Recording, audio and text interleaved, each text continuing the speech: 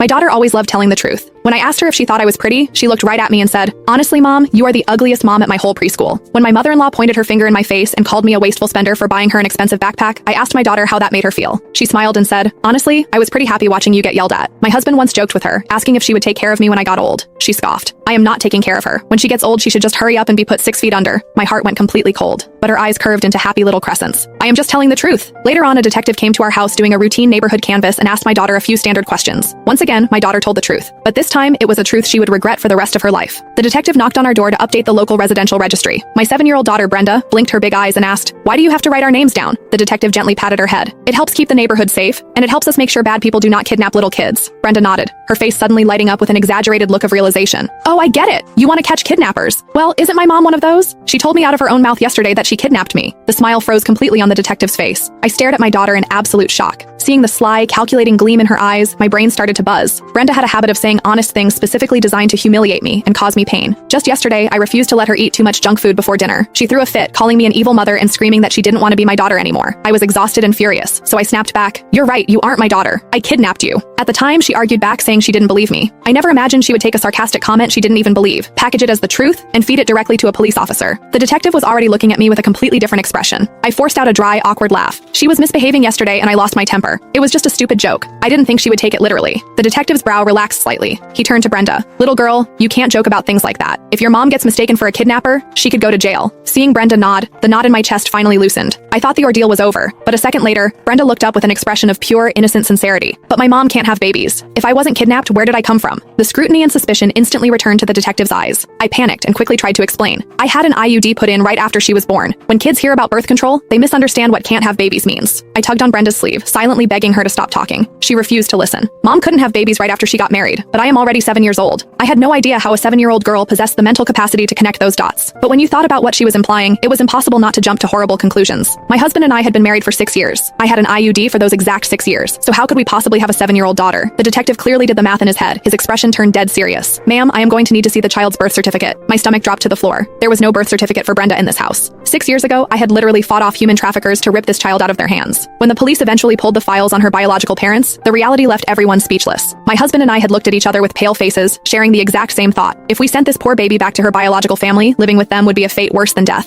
We simply couldn't bear it. So we went through the system, adopted her, and raised her to this day. Brenda probably thought my angry comment yesterday was just a cruel joke, but she had no idea that the joke was actually the truth. The only reason we never told her was that we didn't want her to feel like an outsider in her own home. But now, if I didn't confess, this detective might actually put me in handcuffs. Just as I opened my mouth to explain the adoption, Brenda suddenly shrieked in mock excitement.